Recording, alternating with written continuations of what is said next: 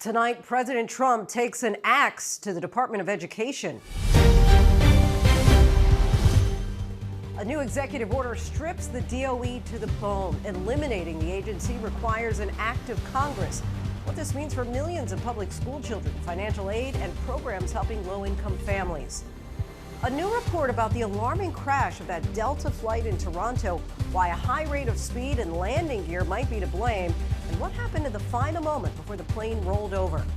The Trump administration is ramping up the attacks on a federal judge over the president's immigration crackdown. The administration faces a deadline to provide information about those flights and whether they violated the judge's order. How about school choice? You differ with the president a little bit. I differ with the president. Does that put you in a weird spot? No, not really. Not amongst rural Republicans. No, it don't. While dismantling the DOE brings Republicans together, the issue of school choice is dividing them. Public and private schools fighting over your tax dollars. Once we unveil these instruments and we look at these kids in the eyes, I'm betting on the future of the youth. A musical surprise from a living legend, a donation that's changing the lives of students at one New York City high school. From ABC News World Headquarters in New York, this is Prime with Linsey Davis. Good evening, everyone. I'm Linsey Davis. Thanks so much for streaming with us. We begin with yet another consequential executive order. With students by his side and the stroke of a pen, President Trump took aim at the Department of Education. Late this afternoon, the president ordered that the DOE be stripped to the bone, stopping just shy of closing it altogether, which would require congressional approval. The new Education Secretary, Linda McMahon, and supportive Republican governors watched as the president signed the order and directed McMahon to take all necessary steps to shrink the department. But while the mood was celebratory inside the White House, across the country, some teachers and administrators were out protesting the cuts today, calling for the president to consider the children who will be impacted. So many parents are now wondering just what this will mean for millions of public school children and financial aid programs that help low-income families. We put those questions to one of those governors in the room with the president today, and also Obama administration Secretary of Education Arne Duncan as well. But first, our senior political correspondent Rachel Scott leads us off. Tonight, with a stroke of his pen, President Trump taking a huge step towards dismantling the Department of Education. He's not able to fully eliminate the department without congressional approval, but his executive order will dramatically scale down its function. Nearly half of its staff has already been laid off. It's doing us no good. We want to return our students to the states. Most funding for public schools is already provided by state and local governments. The Department of Education has been chiefly responsible for enforcing civil rights laws to prevent discrimination in schools, overseeing the process for students applying for college financial aid, and overseeing funding to help low-income students and students with disabilities. The president today saying those students will be taken care of by other federal agencies, but he didn't say which ones. Resources for children with special disabilities and special needs, they're going to be preserved in full and redistributed to various other agencies and departments that will take very good care of them. But that's no comfort to Katie Rivera of Eagle, Colorado, whose 7-year-old son Martine is hearing impaired and autistic. I've always been really proud to be an American because of how much we fight for those who can't fight their own battles or need help. And I just feel like we're doing the opposite of that now. The message that's being sent is that if you require more energy, then we can't.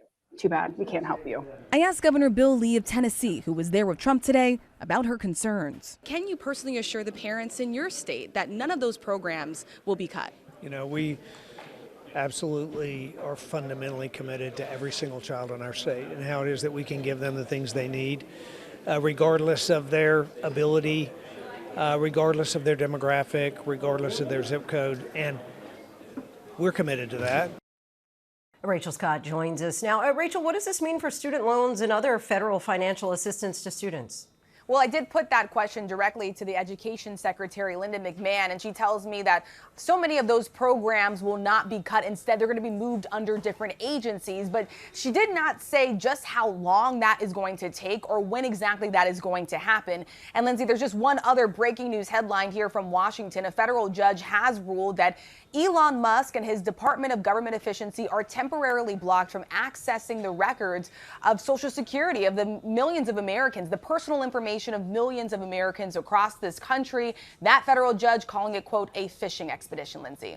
All right, Rachel Scott for us. Thanks so much, Rachel. These developments have many people asking, what exactly does the Department of Education do? We thought we'd try and break it down for you tonight. The Department of Education oversees student loan programs and administers Pell Grants to help low-income students attend university. It also helps fund programs to support K through 12 students with disabilities and for students living in poverty.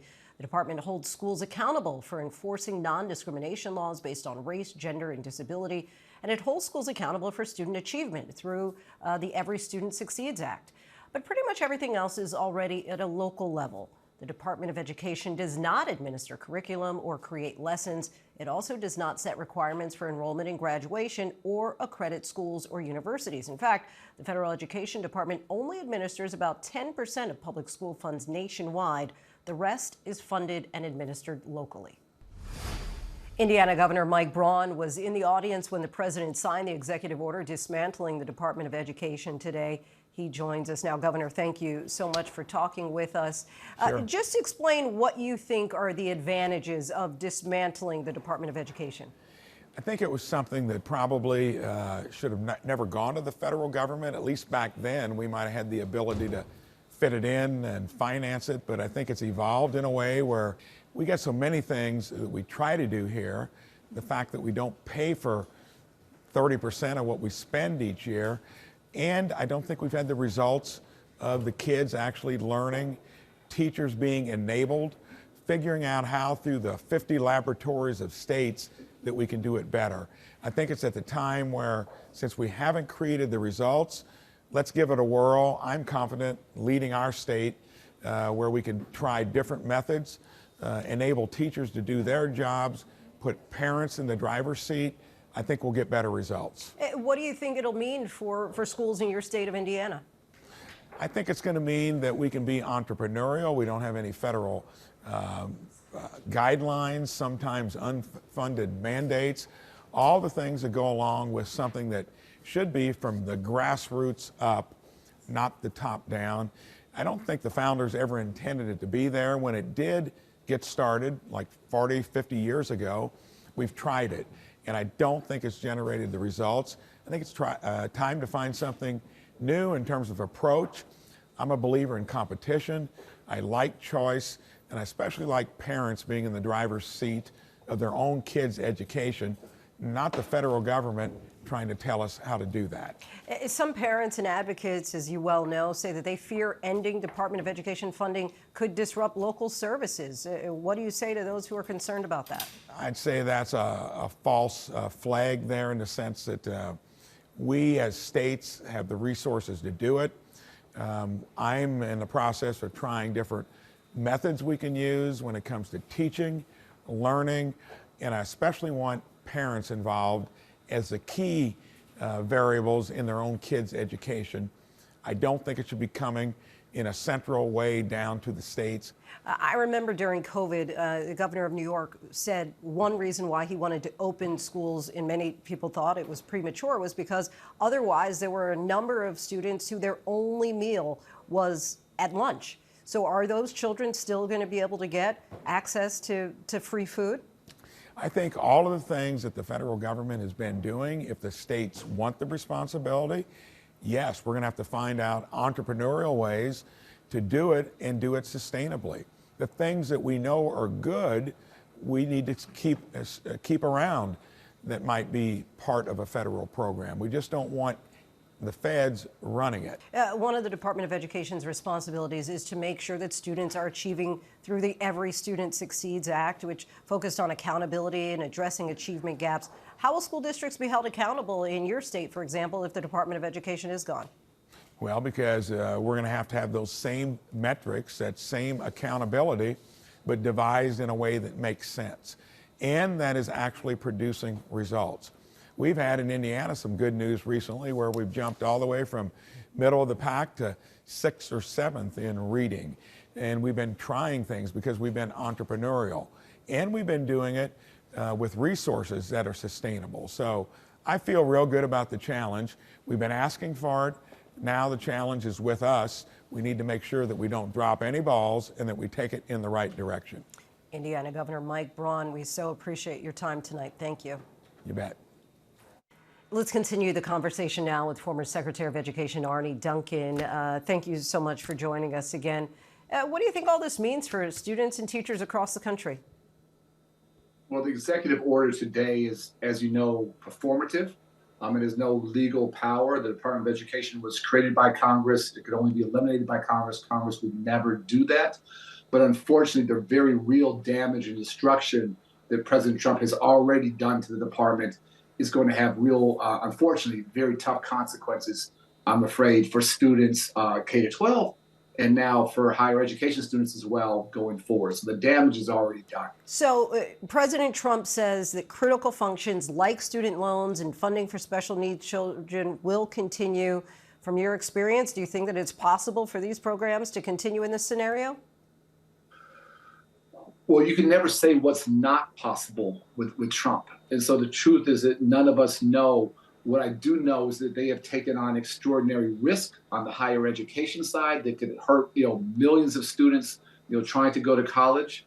I do know they've created a bureaucratic nightmare that states won't have one place to call when they need help education. They have to call around to a bunch of different bureaucracies in D.C., which makes no sense. We try to create one state desk that every state would have a single point of contact to call, and we can work it through any issues they want. I also know we just do block grants to states that there's no accountability. And that money that goes to states for poor children, for rural children, for children with special needs, whatever it might be. There are those, including some working in education, who say that the federal mandates hamstring educators on the ground, and they say valuable resources are being wasted on paperwork to satisfy department requirements. Do you see room for changes in some of these areas? Again, it's funny, people say that talking point. I just said, give me one concrete example where that's the big problem. And as you know, 90% of the funding is at the state and the local level. 10% of the funding comes at the federal level. What we do have in this country is a reading crisis. Not a single thing Trump has done, not a single thing he has uttered or said helps an additional child, one child in this country, better learn how to read. That's where we should be focused. Are you hearing from local school superintendents and teachers unions about this? Well, I've talked to university presidents. I spoke a couple weeks ago to 2,000 educators from 50 states in Orlando, Florida. And I got to tell you, I've never, ever, ever seen this level of fear. It's visceral. It's like stunning. People are scared for their profession. They're scared for the students they serve. They're scared for their jobs. Being an educator is never an easy job, but to feel that your own government is now attacking public education, is trying to dismantle public education. That's unprecedented in the history of our nation. You mentioned the fear. Is there a particular concern, an example you could give us that you're especially fearful of? Well, you just have to look to Florida. Florida is always the bellwether for what Republicans do. And so I'll just tell you what's happened in Florida. Florida leads the country in book bans by a lot. Florida, as you know, has attacked children who happen to be born gay. Florida has taken away opportunity for poor children. They've created a big voucher program that actually helps a lot of wealthy kids go and takes away money from poorer places. And sort of staggeringly, they've changed the curriculum to say that slavery had benefits for the enslaved. Think about that for a minute. Slavery had benefits for those who were enslaved. So that's the bellwether. The Republican Party always goes where Florida goes. And the real question is, as a nation, do we want folks banning books, micromanage that level? Do we want our children being taught that slavery had benefits for the enslaved? I don't think that's what Americans want, or whatever their political beliefs might be. Former Secretary of Education Arne Duncan, we thank you so much for your time as always. Thank you.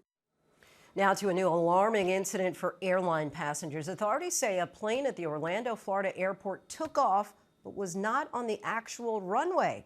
It comes as a new report sheds light on that frightening crash landing in Toronto. Investigators have found that the plane was coming in much too hard. ABC's Gio Benitez has a closer look at both air scares. Tonight, the FAA investigating after a Southwest flight aborted takeoff, the crew mistaking a taxiway for a runway at Orlando International Airport. 3278 stop. Stop was 3278 stop. Cancel takeoff clearance. You're on hotel taxiway. Stop was 3278. Stop was 3278. Yes, sir. Which stop? Officials saying an air traffic controller canceled the takeoff clearance after the aircraft began its takeoff roll on a taxiway, which runs parallel to the runway. There were no other planes involved, Southwest saying it accommodated customers on another aircraft to Albany. And it comes as investigators are giving a first look at what they say happened during that dramatic crash landing in Toronto. The Delta plane seen flipping upside down, smoke billowing from the fuselage. Examiners poring over the images. Now, just a month later, the Transportation Safety Board of Canada saying the plane was going very fast, triggering a so-called sink rate alert, warning the pilots of a dangerous descent. The preliminary report saying part of the right main landing gear fractured and the landing gear folded into the retracted position. The right wing struck the ground and broke off. Fuel spilled out of the wing and ignited. Passengers inside suspended upside down, hanging by their seat belts. Everything, drop it. Come on. All 80 people on board evacuating. Everyone survived, but 21 injured. New images showing that right wing blackened on the ground, 215 feet away from the fuselage, and inside, the overhead bins popped open, luggage thrown about the upside-down cabin. And we're learning the first officer who was flying at the time of the crash had been with Endeavour Air, a subsidiary of Delta, for just over a year and had just over 1,400 total flight hours. The FAA requires 1,500 hours for commercial pilots, but because she had a special aviation degree, she was eligible for a certificate allowing her to serve as co-pilot, which is standard practice under FAA guidelines. The pilot flying was fully qualified but very inexperienced, so the weather was challenging. We knew that there were wind gusts of up to 40 miles an hour, but this frankly should have been handled. There were plenty of other aircraft that were landing just fine that day. Gio Benitez reporting. Tonight, the growing number of attacks on Teslas and what Elon Musk says the company is now doing. Multiple people are already under arrest for arson and vandalism. Attorney General Pam Bondi is calling the attacks domestic terrorism. Here's our chief investigative correspondent, Aaron Katersky. Tonight, Elon Musk says his company is stepping up security after a wave of firebombings, shootings, and vandalism targeting Tesla. As part of the enhanced security, Tesla is activating Sentry mode on every car in the dealership. That means security sensors and cameras are on and recording. Watch as Sentry mode is activated on this Tesla this week. A man seen allegedly keying the car at a parking lot in San Jose was arrested and charged with felony vandalism. Today, Attorney General Pam Bondi said those charged with destroying Tesla property are part of a wave of domestic terrorism. Prosecutors said a suspect arrested for throwing Molotov cocktails at a dealership in Salem, Oregon, was also armed with a high-powered rifle. Prosecutors said another suspect who allegedly tried to set fire to Teslas in Loveland, Colorado, was found with materials to produce firebombs. And Daniel Clark Pounder, accused of torching a Tesla charging station in South Carolina and spray painting profane messages, allegedly found with a 3-page letter voicing objections to President Trump and Elon Musk's federal layoffs, writing, "We will not stand idly by." Our thanks to Aaron Katersky. A former NFL and college football coach is accused of getting into computers at more than 100 colleges and universities to gain access to intimate photos of thousands of students. He's accused of targeting female athletes in particular. Here's Trevor Ault with the details. Tonight, a former University of Michigan assistant football coach facing federal charges after allegedly targeting female student athletes' computer accounts to obtain their intimate photos without their consent that investigators say he downloaded and took notes commenting on their bodies and sexual preferences. According to the 24-count indictment, Matt Weiss was able to hack into the databases of more than 100 colleges and universities and crack the encryption protecting the passwords, assisted by research that he did on the internet. He allegedly gained access to the personal information of more than 150,000 students, and using that, gained access into social media, email, and cloud storage accounts. Weiss primarily targeted female college athletes, prosecutors say. He researched and targeted these women based on their school affiliation, athletic history, and physical characteristics. His goal was to obtain private photographs and videos never intended to be shared beyond intimate partners. Weiss also previously worked for the Baltimore Ravens. He was fired from Michigan in 2023 after failing to cooperate with the school's investigation. His Ann Arbor home was searched by police that year, and at the time, Weiss said he was looking forward to the matter being resolved. Our thanks to Trevor Alt. A U.S. citizen has been freed by the Taliban after being detained since 2022 while visiting Afghanistan. According to the State Department, George Glesman, a Delta Airlines mechanic, was visiting Afghanistan as a tourist and was detained by the Taliban's intelligence service, but was never charged with any crime or offense. Secretary of State Marco Rubio said in a statement that Glesman's release is, quote, a reminder that other Americans are still detained in Afghanistan. President Trump will continue his tireless work to free all Americans unjustly detained around the world, unquote. There is chilling new evidence in the murders of 4 Idaho college students. Prosecutors released a new selfie of accused killer Bryan Kohberger that they say he took just hours after the attack.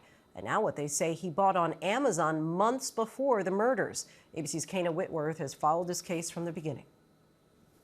Tonight, a massive release of court records in the case against Bryan Kohberger, including this selfie that prosecutors say was taken just hours after he allegedly stabbed 4 University of Idaho students to death in an off-campus home. Prosecutors say that Amazon records show 8 months before the murders, Kohberger bought a K-bar knife with a sheath similar to this one seen on the website, along with a sharpener. And they say a witness can corroborate his purchase. The murder weapon was never recovered, but police say Kohberger's DNA was found at the crime scene on the button snap of a K-bar knife sheath. According to prosecutors, Kohberger also searched for a replacement knife after the murders. What does a knife sheath at a scene mean? That's going to be the ultimate question. Our thanks to Kana Whitworth. For even more on this case, listen to the King Road Killings podcast, now with a new episode covering the newly released 911 calls. Supporters of Eric and Lyle Menendez rallied outside the LA County District Attorney's office today. The family and supporters gathered for the first time to protest DA Hochman's decision to keep the Menendez brothers behind bars. As we reported, Hochman told our Matt Gutman that his interpretation of the law dictates that the brothers are still not ready to be back in society. But Menendez family members asked the DA to focus on fairness and justice and not allow personal bias or politics to get in the way of what the family believes is the right thing to do. This fight is personal for our family, but it's also bigger than us. This is not just a news story. We're a real family of real people. Today it's about fairness, about justice, and about not letting personal bias, politics get in the way of what we need to do and what is right. The family's hopes for the brothers' release may now rely on a parole board hearing.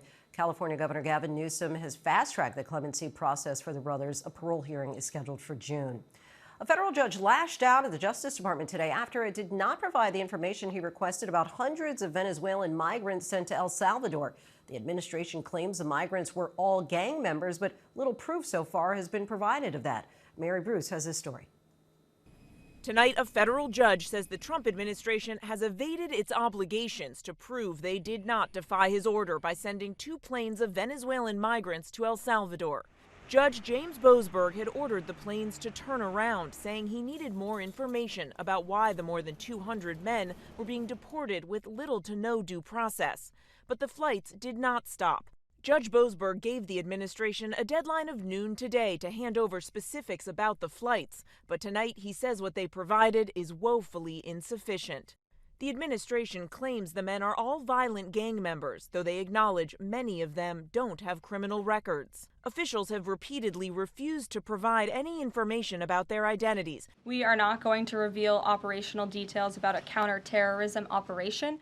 Overnight, Judge Boasberg receiving declarations from lawyers representing at least 5 of the men believed to be in that prison in El Salvador, insisting they are not gang members at all. An attorney claims one of them is Jersey Reyes Barrios, a professional soccer player in Venezuela. She says he was tortured after protesting the Maduro regime and had applied for asylum in the U.S. after entering the country legally.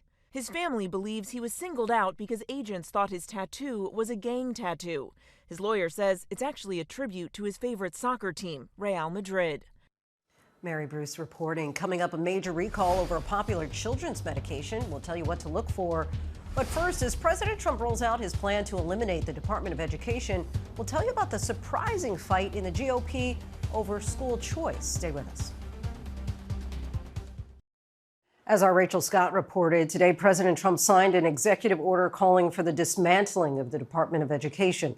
Most Republicans say they agree with the president's decision, but across America, the issue of school choice has actually divided Republicans, with many of them going a step further, demanding the right to send tax dollars not just to certain public schools, but to private ones as well. Some politicians, primarily Republicans, want to grant them that right. Others worry public schools and the sense of community they can offer will suffer. Our senior national correspondent Steve Osinsami reports from Tennessee.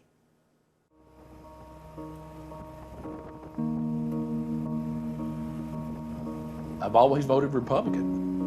I'm a diehard Republican. But at the end of the day, we gotta take care of the public schools. I said he ain't gonna bother us. Get back. 53-year-old Todd Warner is a son of the South and a farmer. Get back. Here. And for the past 4 years at the Tennessee State House, he's represented what he says are country folk. From counties so red that Confederate flags still fly over a few homes and monuments here.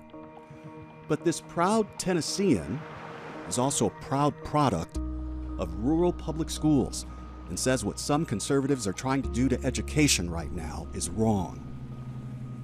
So it's fair to say this is Trump country. This is definitely Trump country. This is Trump country, and you are a Trump supporter. Absolutely, 110%. I've been ranked the most conservative in the state of Tennessee. Since Donald Trump walked down the stairs at the Trump Towers, I've been on board 100%.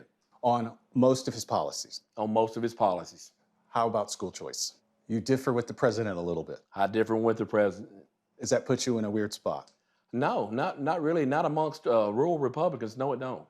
Live free or watch their dreams die? People will sometimes call it different things depending on their location or point of view.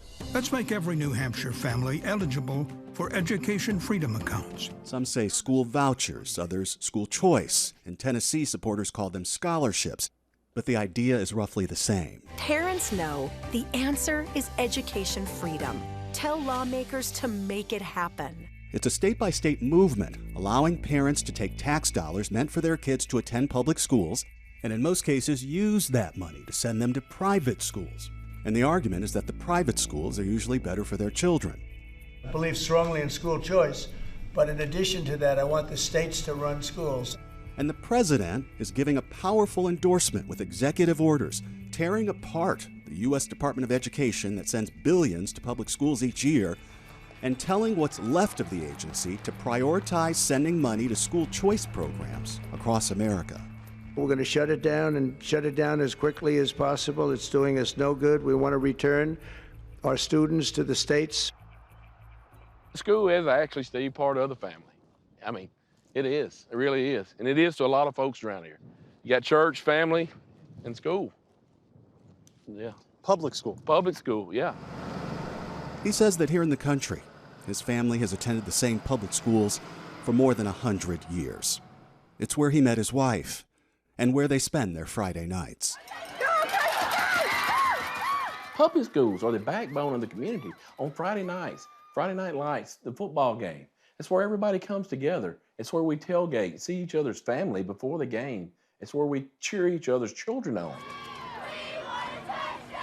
I would love to see President Trump send more money back to the states, but I don't want to see that go to the private sector. I want to see it help our public schools.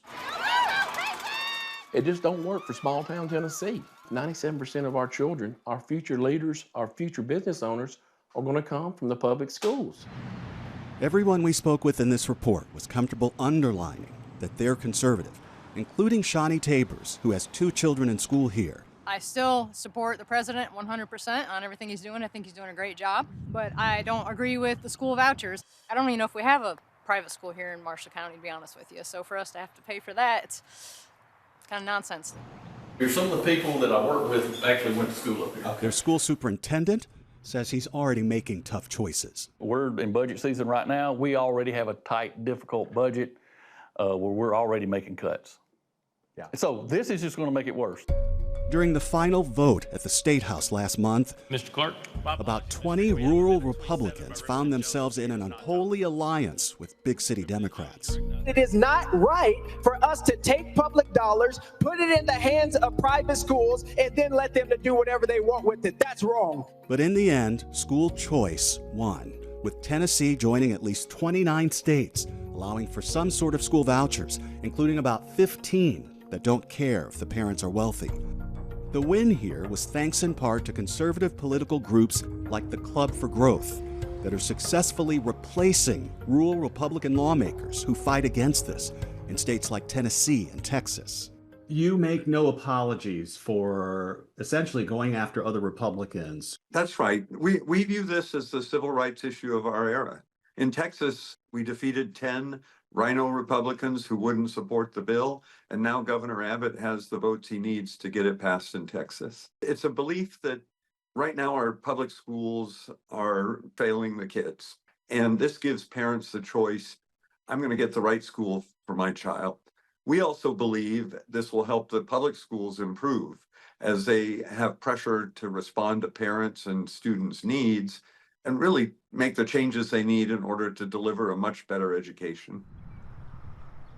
What do you expect is going to happen to the education budget? It's going to skyrocket. If we take a look at Arizona out there, it's costing that state over $1 billion, Steve. The taxpayers, I think they're starting to grumble out there.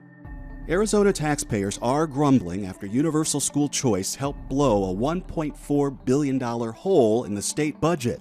States like Arizona are finding that it can get expensive when you allow parents with kids already in private schools to apply for vouchers or scholarships, adding sometimes $100 million to education spending.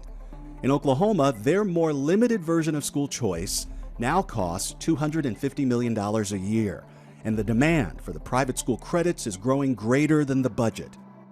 It's why Rob Miller, a lifelong Republican, is running against his own leadership for state office.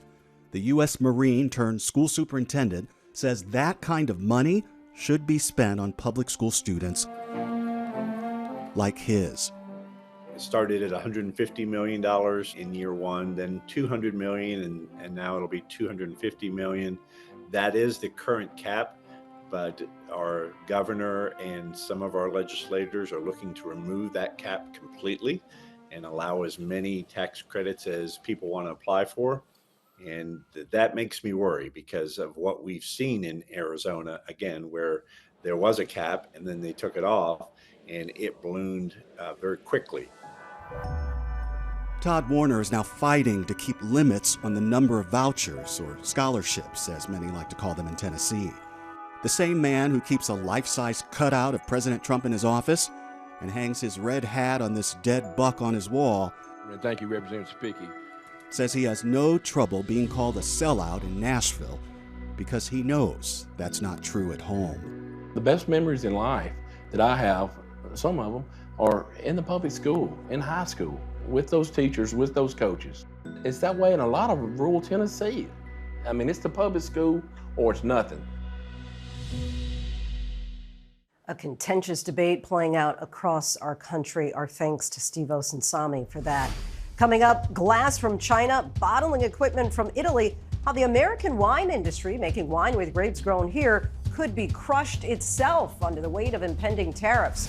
And it's the first day of spring in the Northern Hemisphere, so what else is coming our way besides more daylight? Stay with us.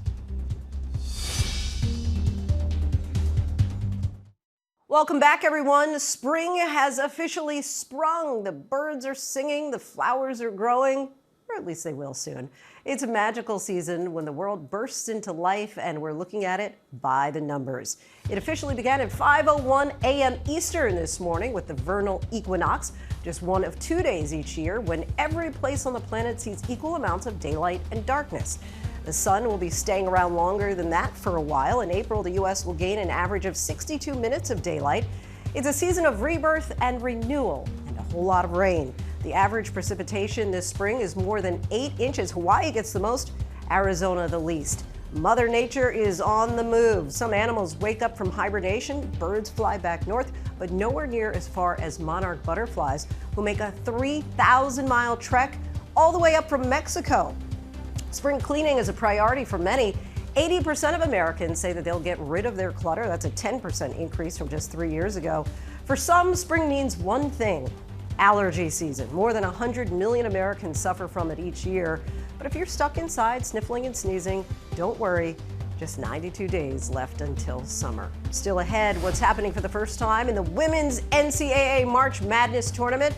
And music students in the Bronx were in for a special surprise from a music legend, teaching them the tools necessary to chase after their dreams.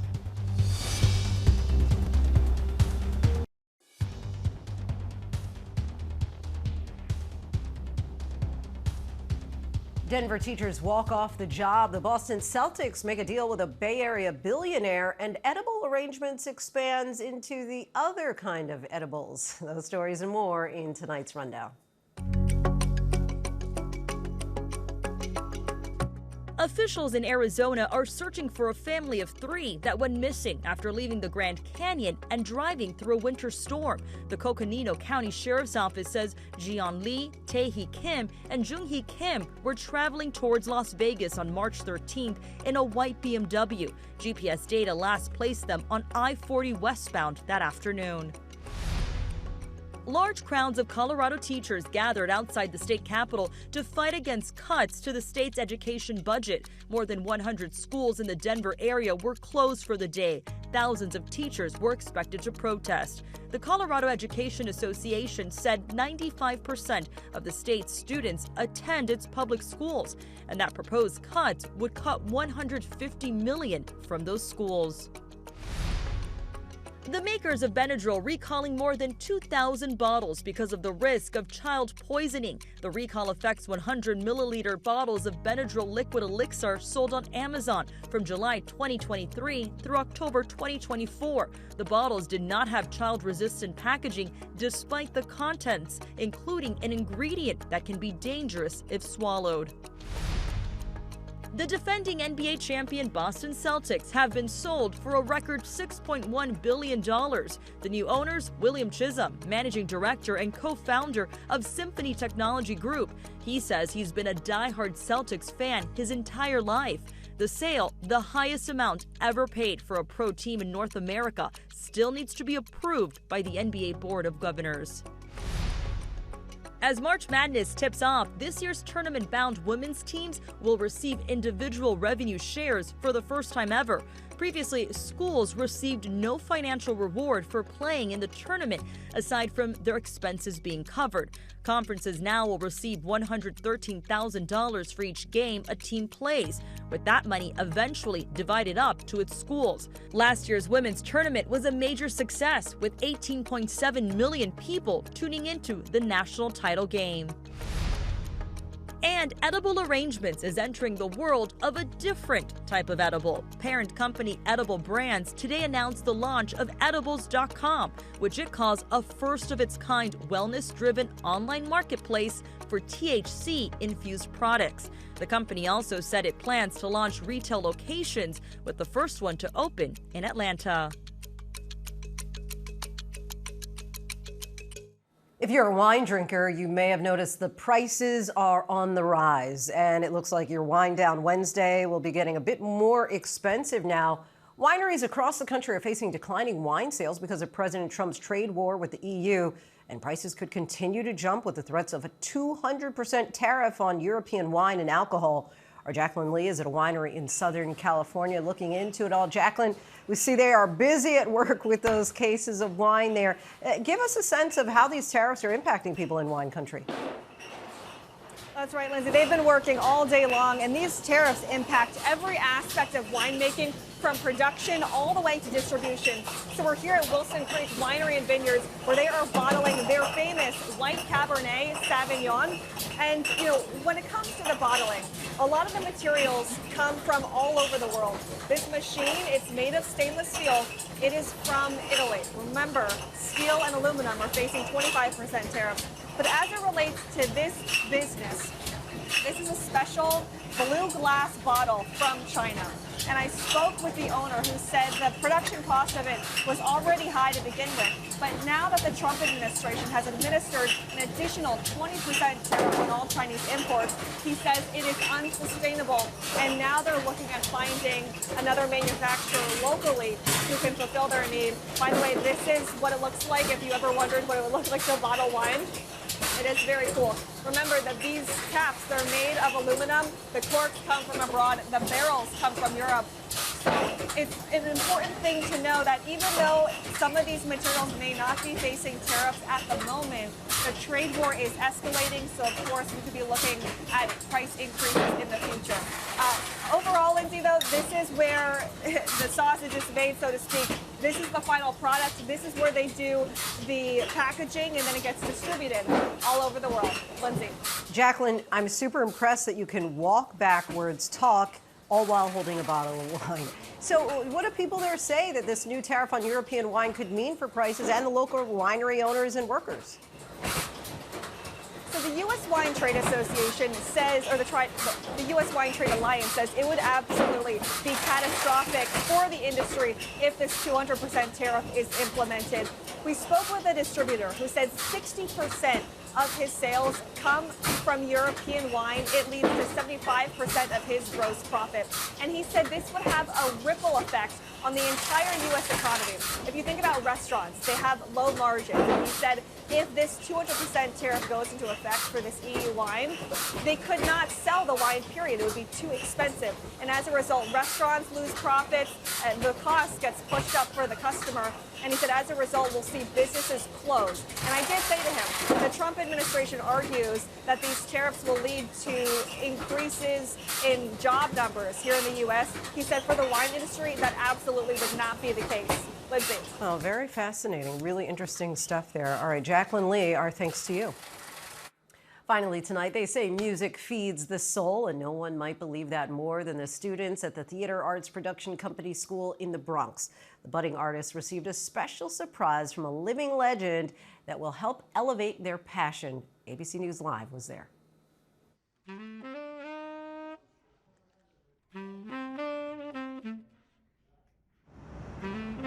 This is definitely a day we're going to remember.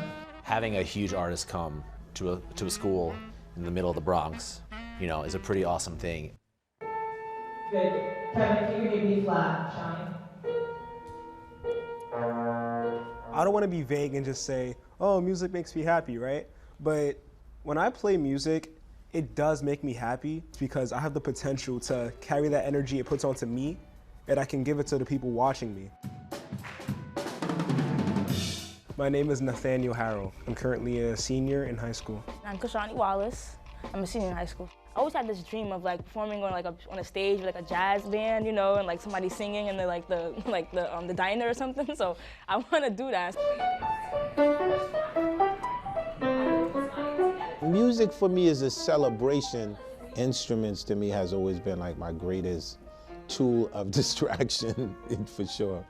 We have a special guest in the room. We have a 3-time Grammy Award winning, super talented individual. Give it up.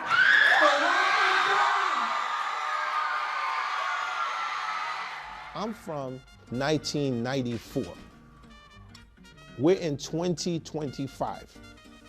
You put me in a room with kids that are 14, 15, and I just go with one strum and they're singing the entire record, right? And I ain't gonna cap, the first thing that came to my head, I was like, Shakira, Shakira, hey girl, I can see your body moving. See, the music thing is a tool that transcends generation after generation. But a lot of students look at the music programs that exist and they say, I just don't see myself in that. Music will fill in the blank. Oh, music will change your life. At Music Will, we're trying to add the music that students know and love into the curriculum across the country. So rap, rock, hip hop, R&B. We donate instruments, we train teachers.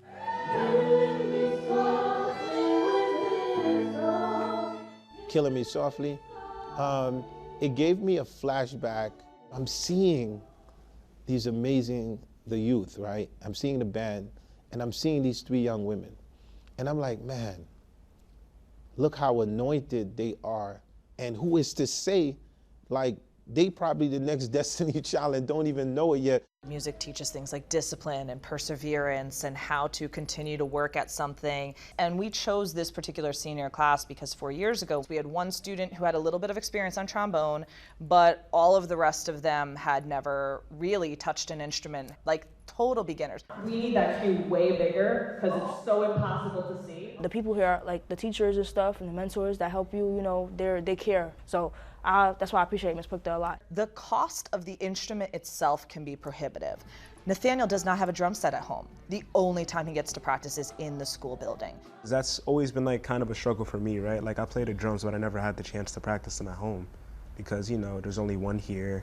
You know, there's not really many things I could use. 3, 2, 1. We got 10 more keyboards today. So that means that 10 more students pretty much are going to be able to take pianos home and practice and feel like they are truly music majors at a performing arts school, you know. Once we unveil these instruments and we look at these kids in the eyes, I'm betting on the future of the youth. I signed this and, you know, no cap, it's going to be worth a lot of money. I want you guys to think about this.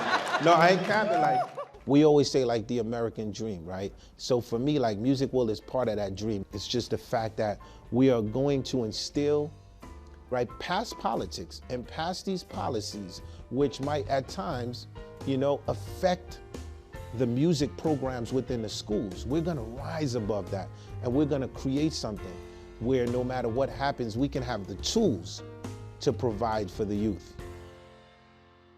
What a treat from Wyclef. John, our thanks to Anna Catherine and Nathan for bringing us that. And that is our show for this hour. I'm Linsey Davis. Be sure to stay tuned to ABC News Live for more context and analysis of the day's top stories. Thank you so much for streaming with us.